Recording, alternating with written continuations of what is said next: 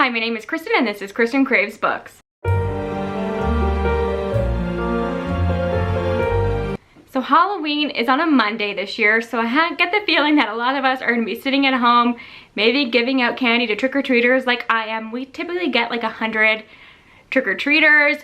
Normally my friend comes over to help me, but I don't know that he is this year. So if he isn't, I know I will be listening to an audiobook. So I just think being able to read a book from start to finish on Halloween, something spooky, something short, something fast-paced, is the answer, is really fun. A great way to end the spooky season. So I want to give you some recommendations of books that I think either are cozy Halloween vibes, some creepy vibes, or on the shorter side, or that I think you can get through pretty quickly. So let's start with the 4 that I do own. I tend to listen to a lot of these on audio. I just think it's easier to listen to a book throughout the day and finish it that way, but I do think cozies are perfect for this. If you just want to relax with like something to drink, a pumpkin spice latte, give out candy to your trick-or-treaters, or like if you're gonna watch Hocus Pocus and just have like a relaxing Halloween day, I think cozies are the way to go. And I have 2 that I read this year and loved. The first one is In the Company of Witches by Orly Wallace. The nice thing about this is that there are only 2 books out right now, because I know that cozy mystery series can be intimidating because a lot of them are like 20+ books long. There's only 2 right now, so you can catch up rather quickly. The fact that there's witches in this one make it perfect to read on Halloween. Of course, there's a cat. There's always a cat. And cozy mystery is another bonus for me. So this is following a woman who is a witch, and she is living with her 2 aunts at their B&B, and she's recently lost her husband, so she is going through the grief of that and deciding that she doesn't want to use her magic anymore. And the magic that she does have is that she's able to speak to the ghosts of the dead. So they get that creepy factor as well. There's some cemetery settings in here. You can see the vibes of the B&B are a little bit creepy, perfect for Halloween. But really, this is more heartwarming than anything. It's about her relationship with her aunts, her relationship with the rest of the people in the community. There is a murder. One of the guests staying at their B&B is murdered. Her aunt is being framed for it, so she has to go out and to find who the real killer is. And she's really not wanting to use her magic to do that, so she's struggling with it. Since her husband died, she can't speak to ghosts, so she can't speak to the ghost of the woman who's murdered to get answers. And I love the writing. I thought this did some things that aren't typical for cozy mysteries, and I think this is a good place to start if you want to get into cozies. And it's just perfect Halloween vibes. And the other one is one I feel like I've talked about a little bit already on this channel, but it's just so good. This is Baking Bad by Kim M. Watt. I think there are 7 or 8 books out now, and this is self-published, and I just loved the pun of this one. I was looking for something similar to Legends and Lattes, which I didn't include on this list, but would be a good one. But this one is short. The audiobook is on Scribd, and it is fantastic. It's under 300 pages, and it is a cozy mystery with dragons. So if you're looking for something fantasy, if you want a little fantasy element in your Halloween reading, this is a good one because it follows all the typical cozy mystery tropes. Somebody is killed, actually a vicar is killed in this one, and like the Women's Institute has to figure out what's happening, but there are also dragons who have a perspective who nobody else knows about, and the detective comes and they're trying to hide the dragons from this detective, and it's just a bunch of shenanigans, lots of great food, some hilarious moments. I think it would be a fun one to read on Halloween if you want something charming. And then the next 2 that I own are definitely on the darker side. So the first one that I have is Follow Me to Ground by Sue Rainsford, and this is under 200 pages, very small, perfect to read in a day. I would recommend this for a very specific audience. Not everybody's gonna love this. If you like weird horror, this might be one you like. Look how shiny the cover is. This is an ARC, so sorry about the reflection on there. But if you like weird horror, body horror, we're following a father and daughter who are healers in this town, but they go into people's bodies to heal them, and obviously they're ostracized from the rest of the community except when they're needed, except when somebody needs their help. And the daughter eventually goes out into the world a little bit, falls in love with a boy, and it all hits the fan after that. And there's some really intense and gross scenes in here. So if that's the vibe you're going for, I recommend that one. And then Lanny by Max Porter is a book I don't talk about enough on this channel. I read it before I started this channel, but I really should talk about it more because it's creepy. But if you like something more literary in your horror, I think you could like this one. This one is just over 200 pages, but it's also small in size. You can get through this really quickly and you won't want to put it down. I'm just gonna read you the back because it really sells it. It says, "In came the sound of a song, warm on his creaturely breath. My singing child bringing me gifts. A second or two before I release him, it's not him. Lanny." So you're following, I think is it Papa? I forget what the creature is in here. Yeah, dead Papa Toothwort. And it's really told in an interesting way. I'm gonna have to show you if you can see that. So we're following, it's this town where this young boy named Lanny goes missing. And we're following the perspective of his parents, of other people in the community looking for this boy. And then we're following this creature, this man, who has Lanny with him. So it gets darker and darker as you go on. It's very beautifully written and it's something that I think will give you nightmares. I still get chills just thinking about it. Perfect Halloween read. So I think it could be fun to read a collection of short stories throughout the day. I am not the biggest short story reader, but Her Body and Other Parties by Carmen Maria Machado is one of my favorite books ever, my favorite short story collection, and it definitely has that creep factor. It's haunting. There are some stories in there that I liked more than others. I'm gonna tell you the one. So if I think you only have like a few minutes here and there and you don't want to read the entire collection, these are the ones I would recommend checking out. The Husband Stitch, Inventory, Real Women Have Bodies, and 8 Bites. And I read this years ago and I still think about some of the stories in there. And they're the creep factor, the spooky factor, the scary factor. It varies throughout the collection, but there is this undertone of tension throughout the entire thing. It's very atmospheric, very much conversations about women and their bodies, and I just thought it was beautiful. And I also think that Carmen Maria Machado's memoir, In the Dream House, is a good one as well. If you're looking for something nonfiction to listen to on Halloween, that is a good one. Lots of trigger warnings in that. It is about her, the domestic violence that she faced in her relationship with another woman, and the way that that is told, it almost reads like fiction. The way that she structured it, it's really beautiful. I recommend that as well.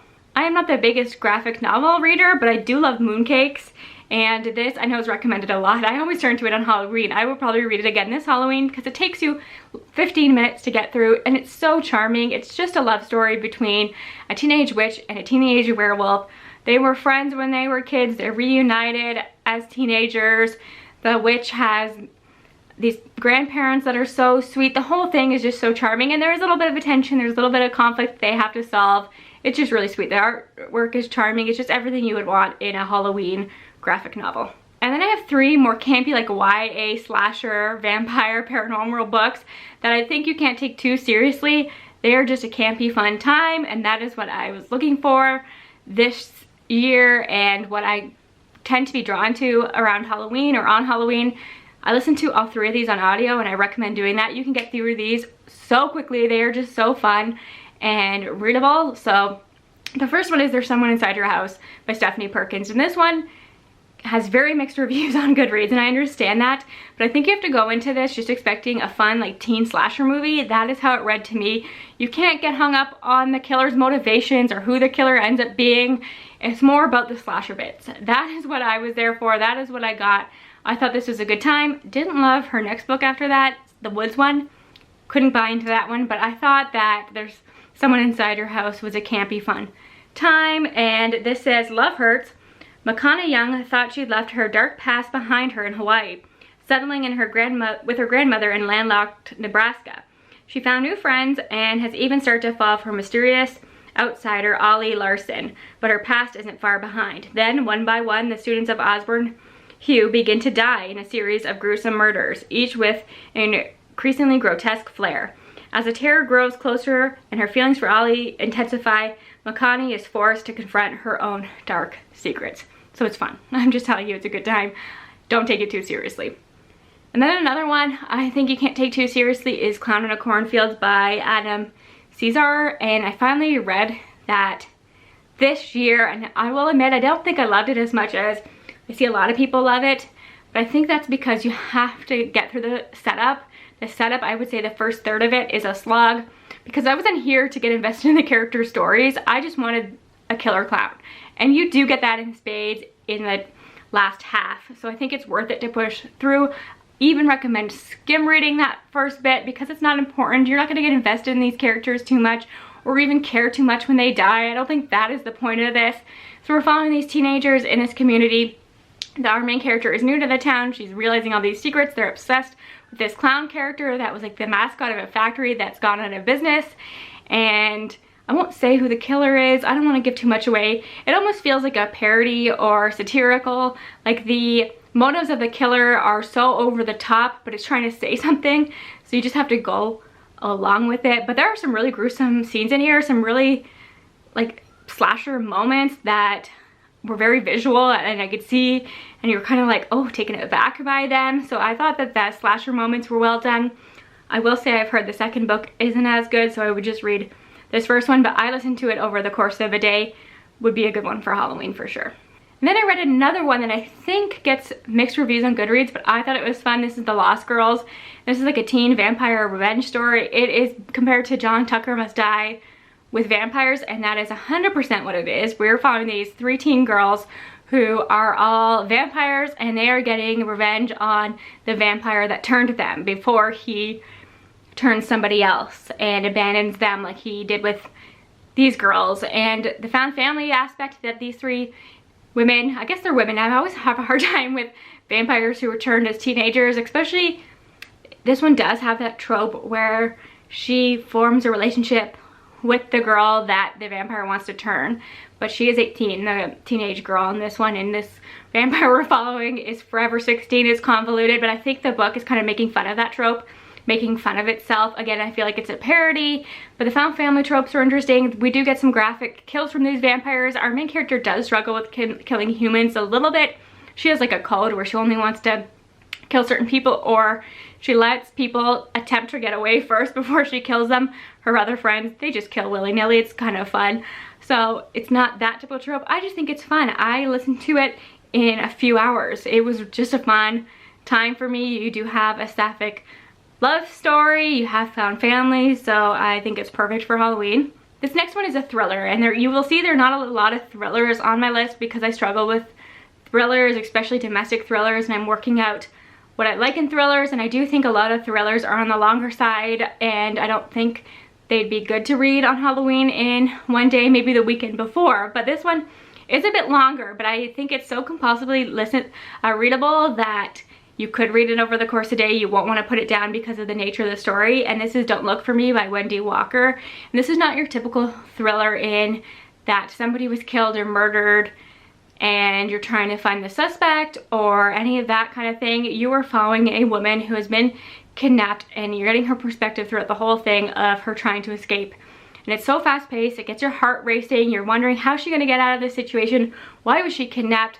It's like a father and a daughter keeping her there. You're wondering what's going on with them. And then you're also getting chapters of the victim's daughter and her feelings about her mom's disappearance. You get flashbacks to some trauma that happened in the family a few years ago and how that all plays out. So you get complicated family things as well. And it's just, I could not put this down. I was going for a walk. I think this was 2 years ago. And I was going for a walk listening to this, and I walked longer than I ever have before, creeped out the entire time because I think she's like kidnapped while walking or something like that. And it was just so creepy, but a fun experience. And of all the thrillers I've read, I think that's a good one to finish in a day. Now, I will admit that I'm not the biggest fan of the Wayward Children series, especially like the normal storyline. I prefer the prequels, but Down Among the Sticks and Bones is my favorite of the prequels, and I do think you can read it as a standalone because if you know anything about this series, it's following these characters who have been to different worlds like Alice in Wonderland, and what happens to them when they come back to their real world and all they want to do is get back to their other worlds. So we're following them in this house in the normal storyline. In the prequels, we get what happened to them when they were in these worlds. And the Down Among the Sticks and Bones, if you can't tell from the cover, does have the most Halloween-y vibe. I would think it's the darkest of the ones that I've read so far. And it follows Jack and Jill. So it's twin sisters, Jack and Jill, were 17 when they found their way home and were packed off to Eleanor West's home for Wayward Children.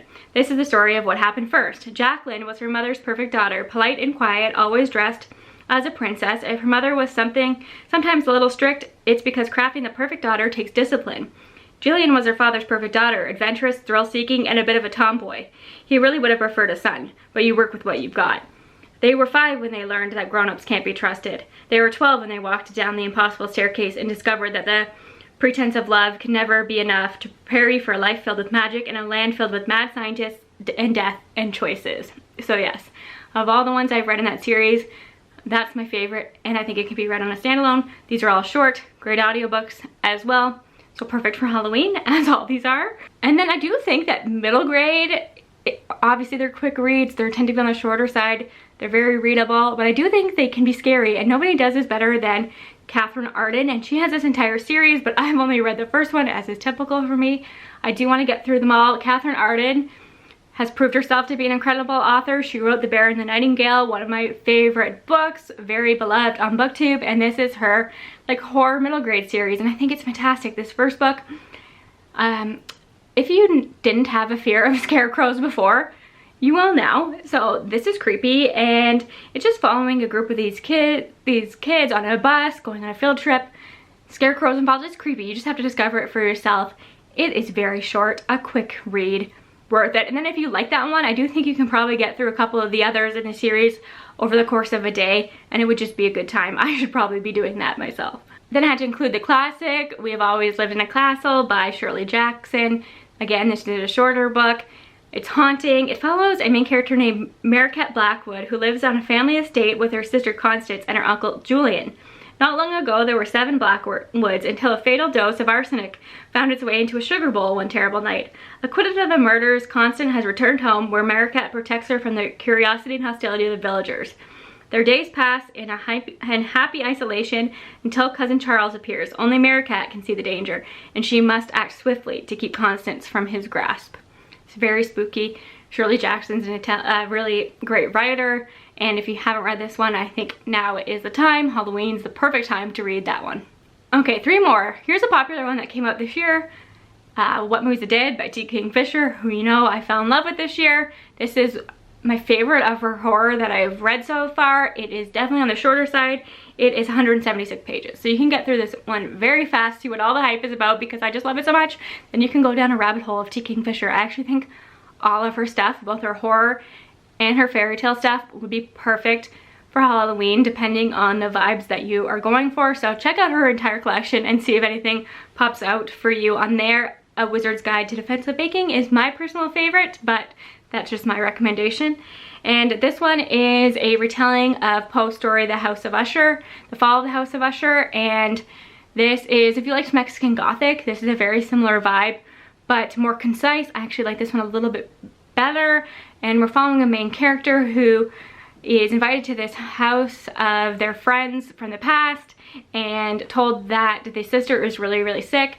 So they go to this house and things unravel, and they see what is happening to this house, what is happening to these people, what is happening to the animals, the hares in particular around them. It's quite graphic in that way.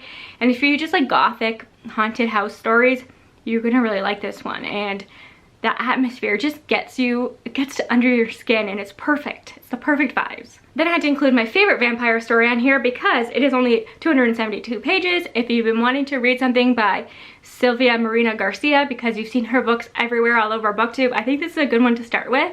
And this is Certain Dark Things. And this is following, what is our main character's name? Well, Domingo is not our main character's name, but he is one of the perspectives. He's a young boy, and then we follow Adel, who is our vampire. And she's in Mexico City, where vampires are not supposed to be, and her and Domingo form like this friendship, and he's determined to save her even though she's dangerous. And it's really just following her on the run from these people who are looking for her. And what is so fantastic about this is the history and lore that Sylvia Marina Garcia has built around vampires. Like, she is a descendant of the Aztec blood drinkers, and there are other groups of vampires, and they all have history and past, and they don't get along. They are always seeking revenge on each other. You get all the lore behind that, and I hope and pray that this author writes more from this world, because she put so much work into creating this for such a short book. There's so much more we can explore in here. I just thought it was brilliant. My favorite vampire story.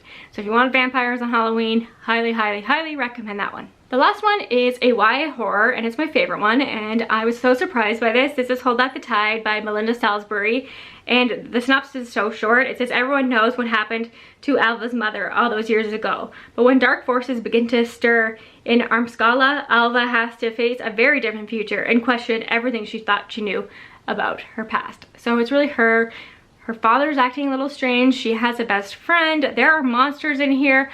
It's about the town and the community. This is short. It is 300 pages, but it reads really, really fast. And again, I loved that on audio. So if you want to explore YA horror, I think that's a good one.